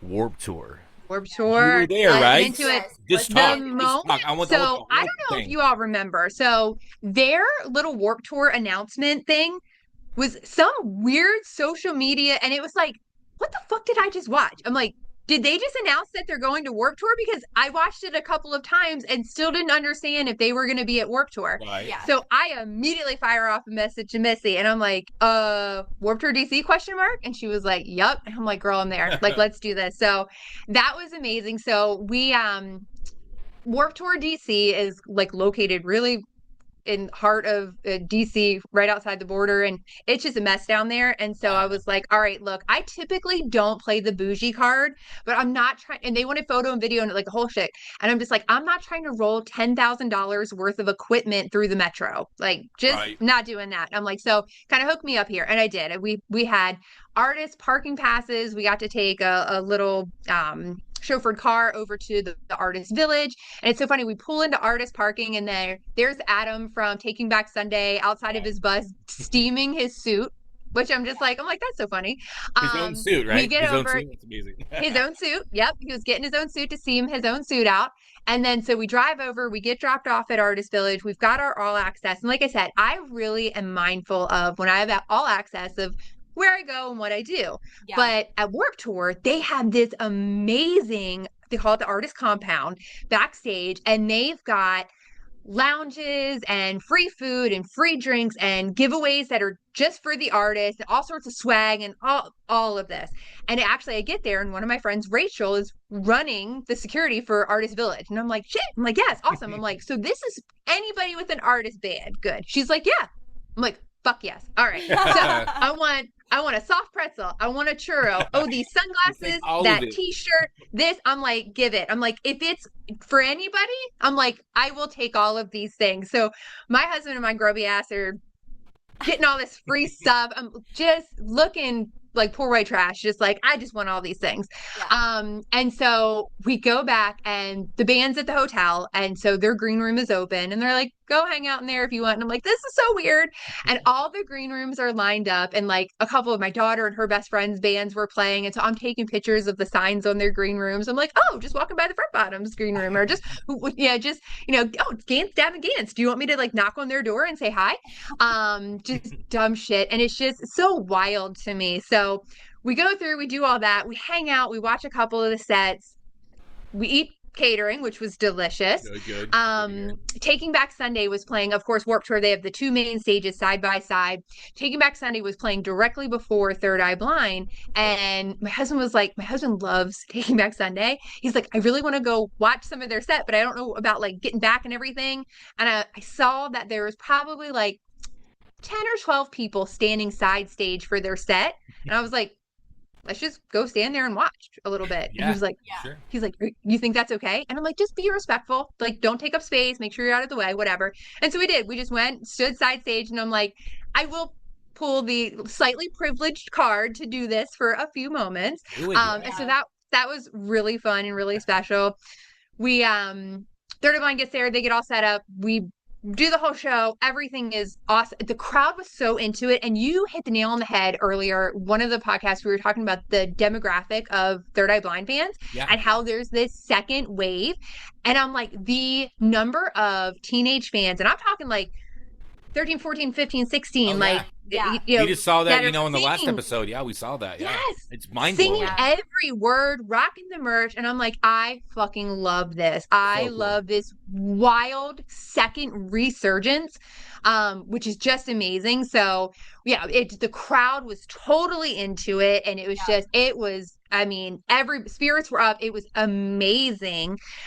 Took some hilarious. So you talk about like behind the scenes, right? Yeah. Steven's like pre-show walk-up and moments are hilarious to photograph. He wants to get all the jitters out. He does his vocal warm-ups, which I've had to listen to several times. Him and the whole band, they have a tape recorder, and I'm talking about grandma style cassette tape. Wow. Push it down, press play, and that's it's awesome. Mama, mama, me, and the whole band's doing it, and I'm like, this is fucking lame. Like, I love that you guys do this, but and you sound great, so it works. Don't change a thing.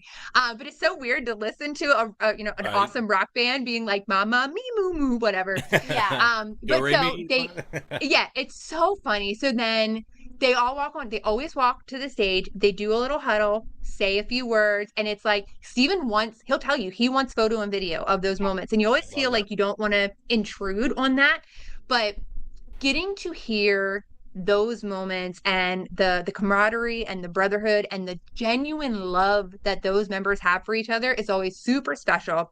They do that, then everybody kind of separates just a little bit and kind of shakes out their own, jitters.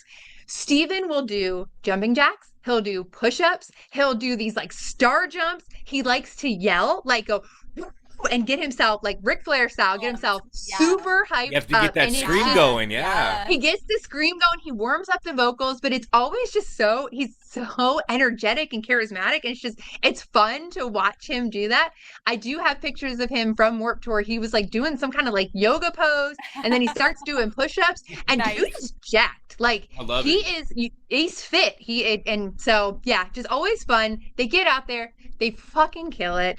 And then we go backstage, and it's, I think in the green room, it's me, Chris, Colin, I think Brad. We're just kind of sitting, hanging out and talking. And we end up talking about and believe me, I also know that entire sentence is crazy, right? Oh, I just got off stage at Warped Tour with Third Eye Blind, and now we're hanging out backstage. Believe me, I know that entire fucking sentence, if I said it to 14-year-old me, would be like, that's bananas.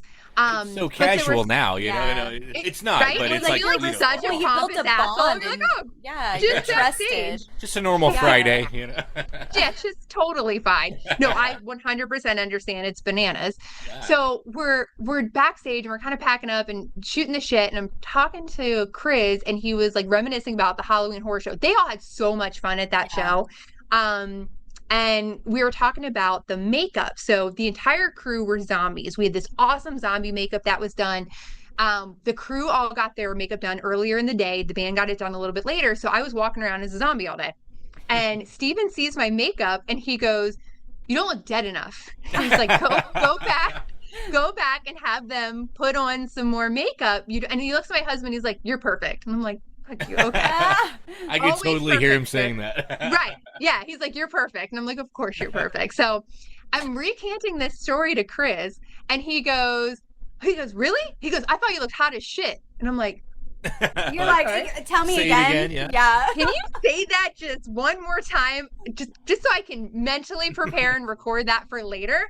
Because I'm sorry, like the rock star from your dream band just tells you you're hot as shit. That's top 10 moment in life. Stamp of approval. Stamp of Yes. approval. No, you know? that's Yeah, amazing. I was That's like, so and cool. instantly I walk out and I retell the entire story to my husband. He's like, "That's awesome."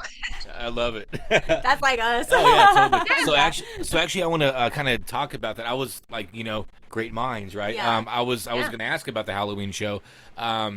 In terms of, obviously, you just gave us a lot of information about you being there and the backstage experience. Of course, shooting it was amazing. But as a fan, right, you know that set list wise, that was quite different. They added a bunch of covers, right? Yeah. Right? They did. They did some Metallica. They did Inner Sandman. They opened Yeah. with, as if you've listened to the pod, my favorite song of all time, which they never play, "Get Me Out of Here," which has a horror tinge, Yeah. right? They did Blade. They did that drum Company. solo, Company. They play. Like, So Yep. as a fan, take a step back from being the photographer, step in as a fan. Like, how was that show different? Do you know anything about the workings, Everything. the mentality of that? Anything about that? Yeah, I do, because we got there super Please. early in the day. Yeah, it was. So I think the Halloween show was probably the best experience that a fan could have had. And the time where you're like, holy shit, this band and their management really cares for the fans. Sure. So they had brought out drinks and snacks for the people in line. They had a stilt walker. They had a magician. They had a palm reader just for the people in line. Just I as love you it. were just standing out there all day, just keep you busy, keep you company, whatever. Then they had purchased a bunch of blank shirts and Third Eye Blind stencils, like the Falling Man and the 3B logo. And they brought either glow in the dark or black paint, whatever it was. But so that you could make your own merch shirt to take home with you. So cool. I love that. And they just handed them out. Just nothing. Did not ask any money for anybody for anything. This was, hey, take this home as a little memento, as a thank you. And it was like, bands don't do this. Bands, they're not giving you a bunch of free shit. They're not bringing you out food and water and entertainment for the line. Like, it was absolutely amazing. And then Steven was heavily involved with the curation of the set list, with the stage setup, because like my husband and I were doers. Like, we're hands-on people. We don't just sit back. And they were setting up a lot to decorate the set, and Steven was right out there. He was moving the mermaid skeleton girl, and like it just he was very there was a mermaid skeleton, and her fucking tail would not stay up. It drove was nuts, just- huh? Yeah. It drove girl. Like, in you a could certain just way. tell. Yeah. Yes, he does like things a certain way, right? And it wasn't sitting right. And so we were like, all right, we had zip ties and scissors and tape and this and that, and we got it all. We used the cobwebs they had to kind of lift her up. But he was, from every piece of that, was so heavily involved and wanted it to be perfect for everyone. It was. It was. It sounds like just- it was perfect. Yeah, it was. And fans walked away, just like you said, being like, that was an amazing experience. Like, you could have been to 100 Third Eye Blind shows. That was just such a special show. We've watched it like Yeah. 10 times Yeah, on like- YouTube. It's on there on YouTube. So is this Yeah. something that might be annual, do you think? I hope it's an annual thing, because that is something that we definitely want to be a part of, and we would definitely make that an annual thing with our family. Like, 100%. So pass the word along. I know, right? I can tell We you, like it a I lot. think everyone had an amazing time. And even if I was just a promoter, And I looked at the ticket sales and I was like, this is easily something that we could redo. And it's just such a special event. And we all want those moments as fans. You know, when you're a diehard of a particular band, you can see somebody 100 times and you're like, yes, they're always amazing, but sometimes it can be slightly repetitive. And to have those one-off experiences to be like, oh, I would never miss this moment. Like, that's one of those moments. And I'm sure there are niche moments of bands I don't know about, but you know, I've been a music fan for a long time, and a lot of bands that I'm like a fan of, they have a really large following, either cult or a larger following, which you know you could say is like a broad cult following in a way. Hardcore is of like the masses, right? But I can't think of another band in recent memory that has actually put on a specific like specialty show that was almost catered to hardcores. Yeah. I mean, can you think? I mean, I'm sure there's. I know there's Taking ones Back that happen, Sunday but- always does a holiday event at Starlin Ballroom. I can think of like some local ones, but I don't think it's anything to that extent or of a band that it's big. more of a rare thing for Yeah. a major band like like Third Eye Blind. Yeah. And then for him That's to be like amazing. his hands like so in it, and he's wanting everything to be perfect. Like I said, his vision is so important, and that's what makes him so amazing to us. That's kind of what makes that band so special. I mean, one of many reasons, but I mean, like as you said, it happens, but it's rare, and it gets rarer and rarer the more that it's more about the money and the ticket sales and the inflation and the this, the that. So the fact that bands are doing this, it really means that they care, and Steven cares about his fans. It's very cool to see. Yeah, and that's why I was Really happy about Warped Tour coming back too. And I had a feeling, I was like, they're so gonna be on that this time. Like they're so gonna be in it because they were ahead of that. You know what I mean? And then when they started doing the Warped Tour thing, it was like way later. So I was like, I know they're coming back because I know if Hawthorne Heights was coming back, like they were for sure gonna be on that. Oh yeah, for sure gonna be on that.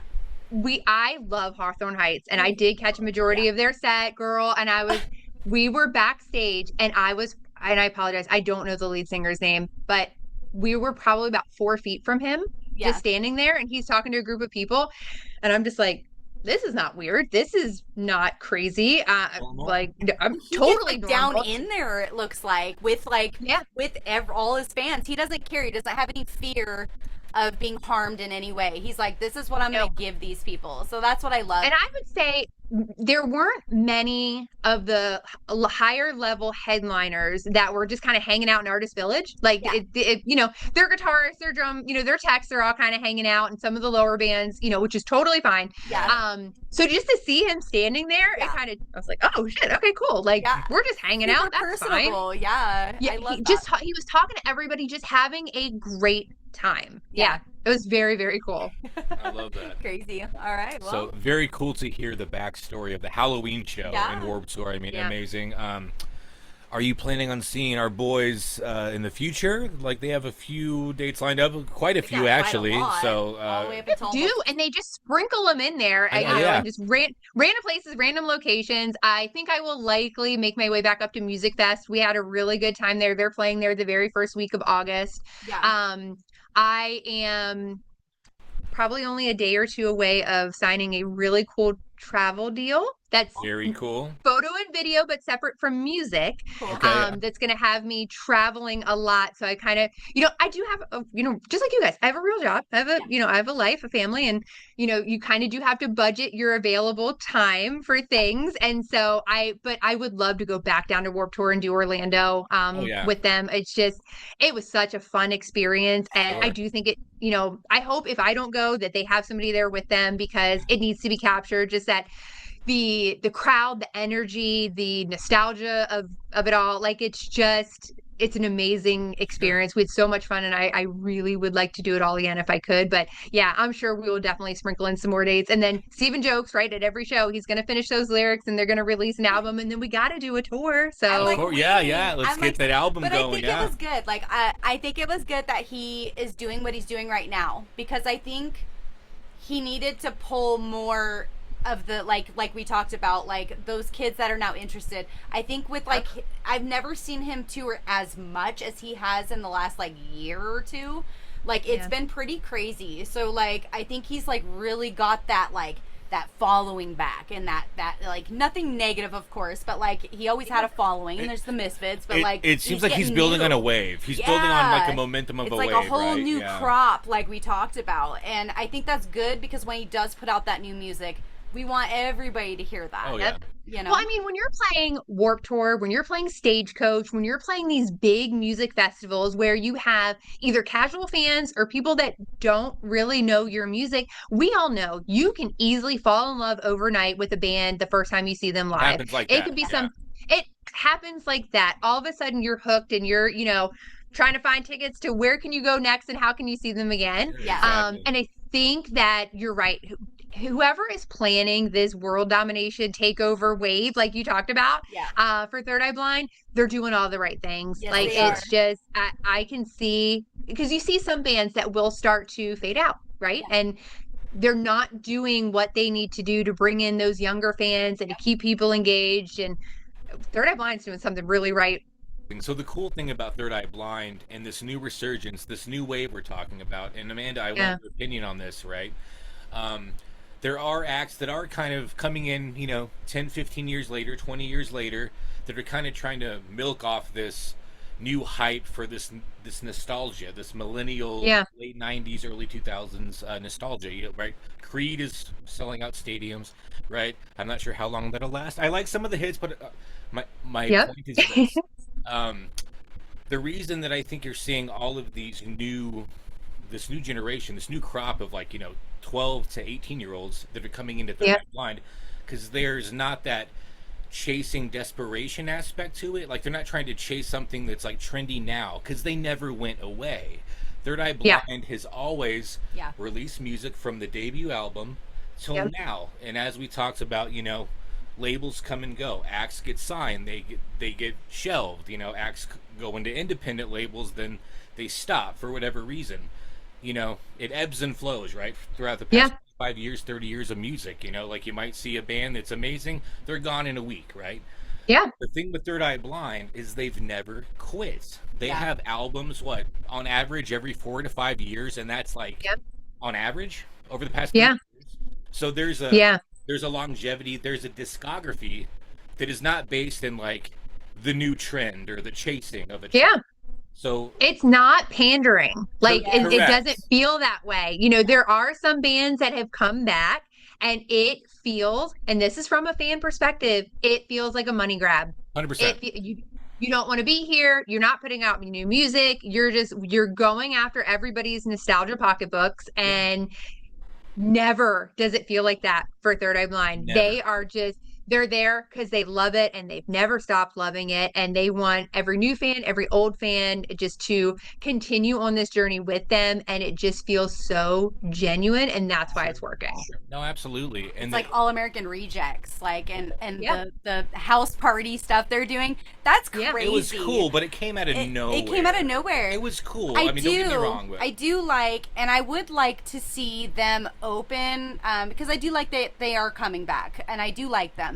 I do want to see them pull together and I want to see them open for Third Eye Blind. That would be a good show, honestly. Going on a tour or something would be so cool, because talking about how everybody knows everybody. One of my good friends is their front of house and does all their sound and has been there with them through all these house parties. And I was pissed because there was supposed to be one that was only an hour from my house. And it got canceled, and I was supposed to do, and I was gonna get to do the All American Rejects house party. But no, I love them, and the house party thing initially seemed gimmicky. Yeah. But then you're like, holy shit, this works. And it is amazing. And they are having, I can tell you, they are having a blast. But yes, I would love to see them partner with Third Eye Blind. They're doing so cool. They're doing house parties and they're connecting with their fans. So that's cool. Yeah. I would love, because I love their energy right now. I think their energy and Steven's energy right now is a good thing. And I would love to see them open up or something down the line, because sometimes they do have their openers and things like that. I don't know. Yeah. That would be a fun one because of the vibe and the energy they would all bring. No, totally. No, and it's I saw All American Rejects because of my friend, and it was when they were opening for the Jonas Brothers. Right. And I'm like, this is so weird to me. Like, Yeah.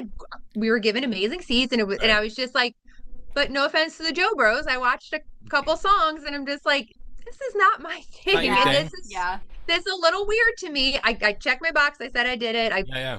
watched the fangirlies and then dipped out.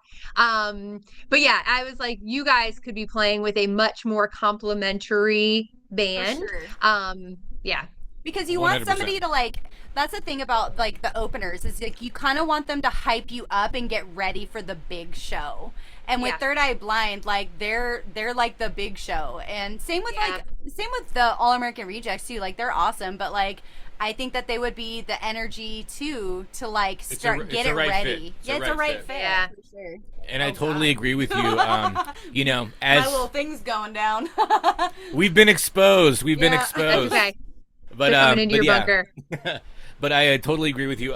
While some of the bands do come across as pandering, even though All American Rejects did come back years later, decades later, it doesn't. It feels different in an authentic way. So it's not Yeah, all yeah. pandering. Totally agree with you. But there's a lot. Totally agree with you that are pandering. Not naming names, but there's a Nope. chunk of them out there. Yeah. And so if Yes. Third Eye Blind were to connect with an authentic, act from Yeah. kind of that style, I think that would be amazing. Very Like, I cool. really liked the lineup with them, Yellow Card in Arizona. I I love thought that. Oh yeah. those three, I was like, this is great. Because we've all been to, a three-band lineup where you're Yeah. watching the first one or two and you're like, oh my God, just can we get on to the Yeah. headliner? But all three of those bands I thought had the right energy and enthusiasm, brought the vibes. Like, I really liked that triple threat. Well, and we were in like El Paso and we saw AWOL Nation and they opened up for Third Eye Blind. And that was actually a pretty good fit because it was a little hype. Yeah. Like, Yeah. there was, I didn't really personally know who they were, but didn't like either. I I remembered didn't one song that was a huge hit and that was the only one I really knew. Sail. But it was or something. fun Yep. to like watch the energy that they did bring so that we were hyped Yeah. for that headliner. Yep. Because there's nothing worse than like going there, you're waiting for hours, to get rail, things like that. And then all Yep. of a sudden it's like, oof, Womp womp. Yep. yeah, for sure. God, when I said sail, it sounded like an old man. Did you? I'm like sail, sail. Well, anyway, yeah. Anyway, nothing but good things. Yeah. I think Third Eye Blind is on an upward, as we're saying now and on the last episode. Yeah. Like nationwide in terms of where they're playing, where they're gathering momentum. I think they're on a really great trajectory. What do you think about the future of Third Eye Blind? Next 3 years, like they're in a great path. You think? They're in a good spot. Like, and I love, like you said, it's multi-generational now. It's the 40s parents and the teenage kids, and they're both equally loving it. I'm like, that's how you have the staying power. And you just go out there, you put on an amazing show, you keep putting out this great music, and yeah, you're going to continue to be successful. You're treating it as a business, you're running it like a business, and it shows. Like, it's just, you're doing all the right things. Exactly. And I am so happy to be even the smallest part of it. Like, it's just, I love watching it. I am a mama bear at heart. I'm a proud mom. I don't care how old my kids are. Like Stephen Jenkins, not my kid, but I watch every member of that band, and I'm so proud of them. And I just think it's Exactly. amazing what they're doing. Well, it's amazing what you're doing, Oh and yeah, you're I a mean, massive part of that, and You you are, get to yeah. capture those really cool, intimate moments. So it's really something special. We're very proud of you and your work, and we love seeing it. Do you like sell prints for like shows that you do? Like, Not usually. I will honestly, and this is my Sarah McLachlan moment. I will gift them. I am not in this to make a ton of money. It's just not why I'm here. And yeah, usually the people that reach out to me are the misfits that I have come to know and love so much, where I'm like, what am I going to do? Charge you, $10 to send you a file, or, $20 because I printed it on Shutterfly or what? Right. No, like, here's that moment for you. I've had several fans reach out that have, let me know in advance. This is a milestone moment for them. This is a special show. I'm there with my kids and my whatever. If you happen to see us, can you grab a picture? We'd love it.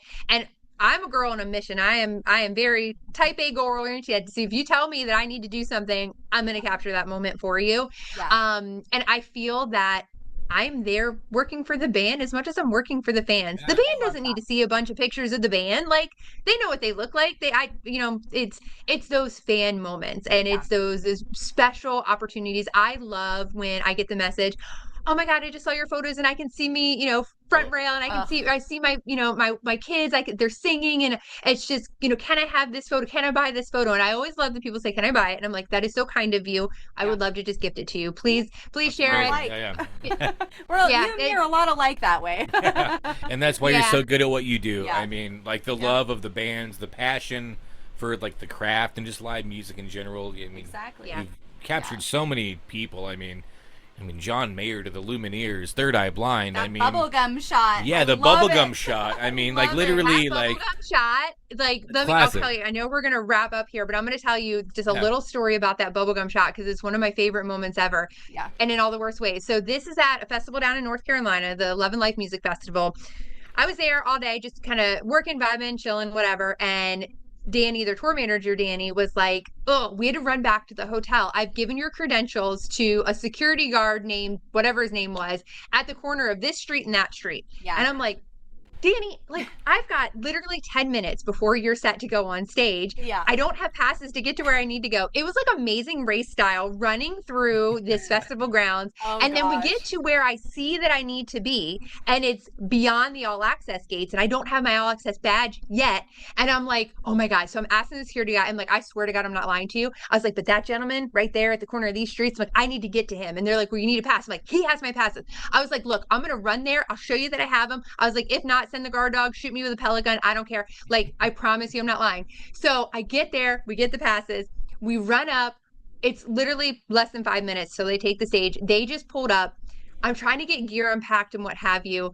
My husband, who's supposed to be doing video, was like, I don't have the gimbal shoe, the piece that attaches the camera to the gimbal. I'm like, what are you fucking kidding me? And I'm like, so I'm in pure panic, just sweating my ass off, pure panic mode. And Steven goes, hey, Amanda. And I'm like, okay, first of all, did my name just come out of your mouth? Because that's fucking crazy. And he's like, can you take my picture? And I'm like, yes, Steven. Of course I can. Blows this bubble, which I'm like, oh, that's kind of cute. And then that photo is then everywhere. And the girl behind that camera at that moment was covered in sweat, shitting her pants, and just having a moment. And the fact that that photo has now just gone everywhere. Like, obviously he's used Spin Magazine, he's used it for the cover of Heroes. It's, if you go on like his ticketing link for his personal solo stuff, that's the photo on his ticket. I'm like, that's fucking bananas that's where that photo has come from. But just knowing the whole insane story that was behind getting that photo, the one picture, the story leading up to one shot. That one shot, that one non-performance shot that was just bananas. And Steven's obsession with gum is hilarious. Like, dude loves gum. We were getting ready to take the stage at one of the venues, and Danny will come in and he'll give him like, okay, 10-minute warning till you go on stage, 5-minute warning till you go on stage, and everybody's kind of doing their thing. He'll kind of stand there at the door, like, 1-minute warning, like, let's go. Sometimes they're a little lackadaisical about making their way to the stage. And I remember the one time Danny's growing very impatient, and Steven looks right at him and goes, Danny, you got some gum? And I'm like, it's like, okay, like, you're trying to get your child out the door to school, and they're like, I forgot my transformer, and you're like, we don't have time for this, like, we don't have time to find you gum. And then Danny just like hard swallows, is like, I'll get you some gum. And it's like, just fucking walk to the stage. And it's again those cute privilege moments that are just like goofy personality moments that I absolutely love because they're so silly. But yeah, Steven does have an obsession with gum. Do you know the brand? Or just any? I don't know. Okay. I think it's any. He didn't specify any. I know the bubble gum bubble was pink, so it was some kind of bubble gum. But yeah. Traditional flavor.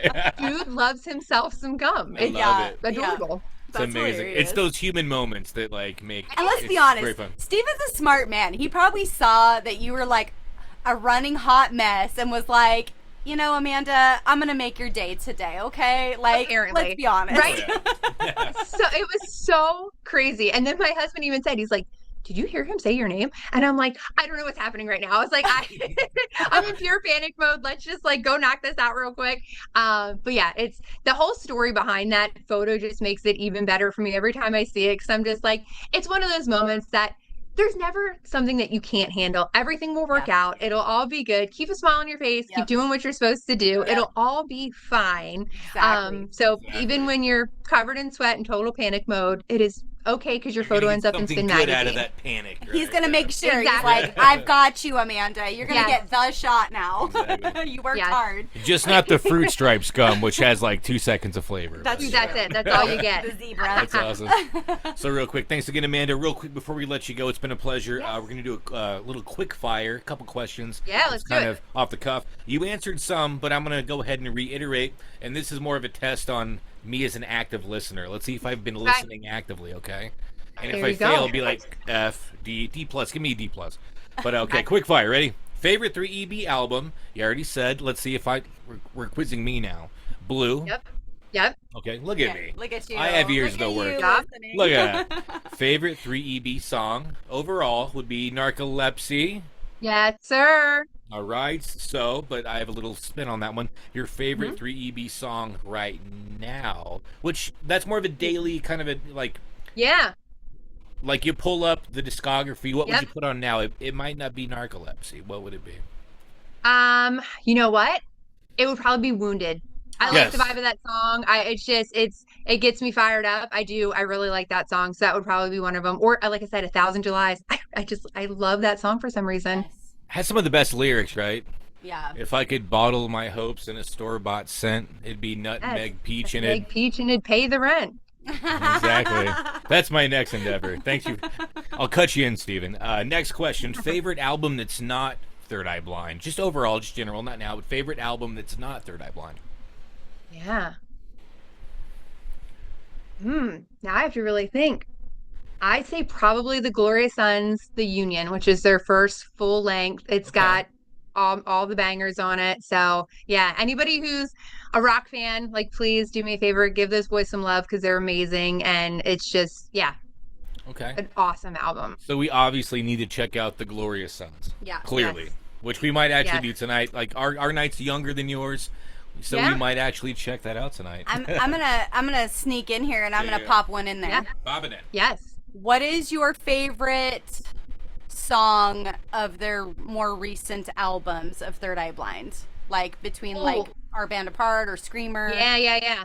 Probably Box of Bones. Okay. I do love Box of Bones, and I really like Dust Storm. Okay. Oh yeah. Yep. Yeah. And I Same. I know they kind of do like the little mashup with Dust Storm, and I just play that song the whole Yeah, way through. right. Yeah, I love It's it. a- I do amazing. sometimes. There are definitely other bands where I have some favorite songs that they like to do that little mashup with other covers, Yeah. and I'm just like, don't fuck up that song. Do Like your own song, right? playing it. That's like when Dave Matthews Yeah. like plays a cover. It's fine, but do your own songs. That's why we're Dude, here. if I could never hear Sledgehammer covered again a day in my life, I'd be fine. She But when knows what I'm Dave talking Matthews- about. Hey, Yes, hey, we're fucking right there. hate that. We're right there. I hate that song in general. So the fact that it takes up a set list spot on a Dave Matthews show, get out of here. Yeah. I think he just likes to dance without a guitar on that one. He's a good dancer. Good, questionable. He's- But Dave, he's questionable. Dave, you've It's heard like- it. It's like the movie Yeah. Happy Feet. Let's Get can rid it. of Let's it. can Sledgehammer. Okay, favorite song right now, not in general, but like right now, that's not 3EB. So like, if you were to bring up your playlist, what's like what are you putting on right now that's not 3EB? Yeah. So I actually have been weirdly a little bit more into the harder stuff. Sure. And I really like Beartooth, I Prevail, A Day to Remember. Like I like the harder stuff.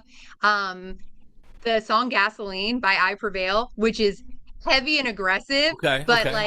like that'll definitely be the gym mix, the fired up. If I need to fight somebody, I'm throwing that. And it's yeah. She's like back with the elbows. Okay.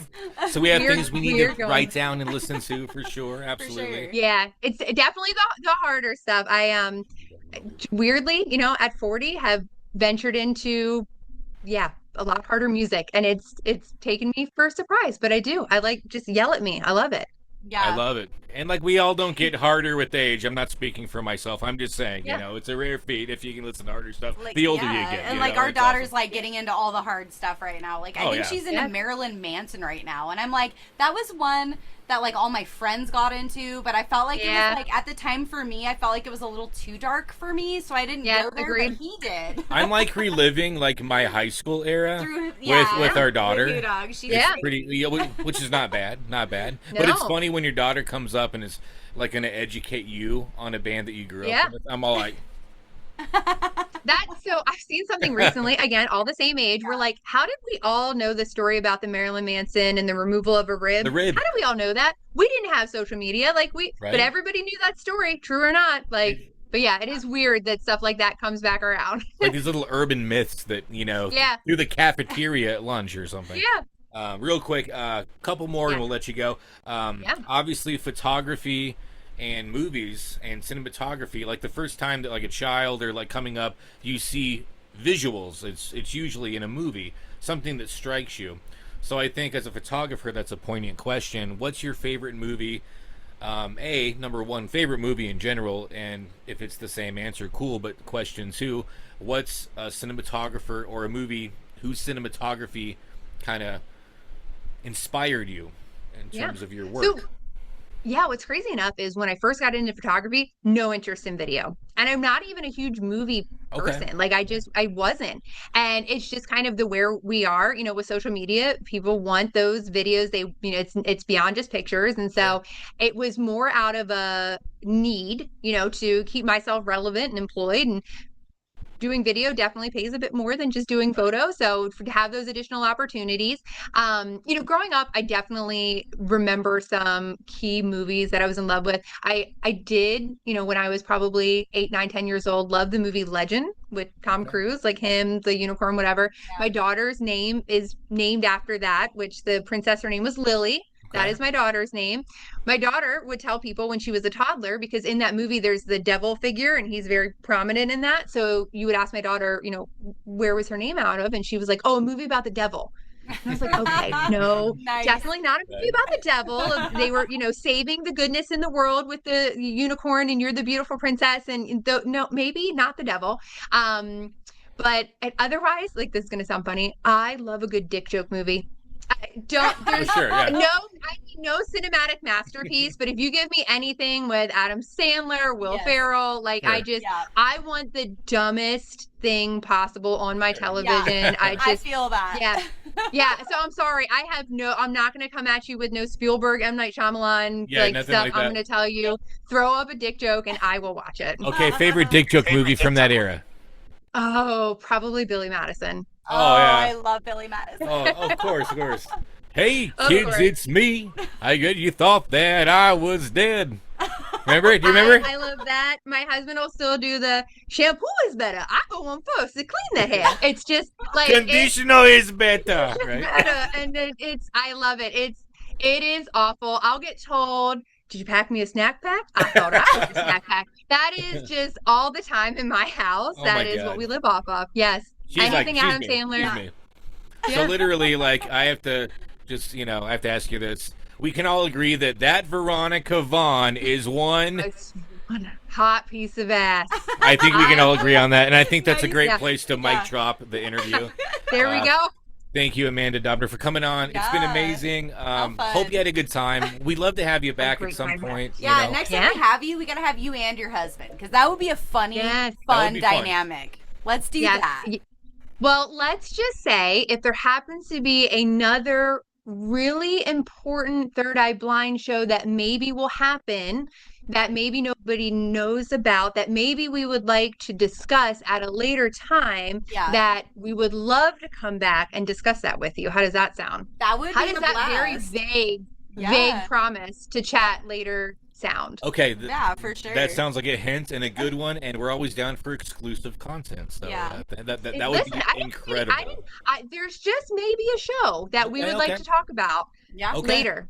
Yeah. And that would be a blast. You have our contact. We're open whenever you're ready. Okay, Amanda? Yes.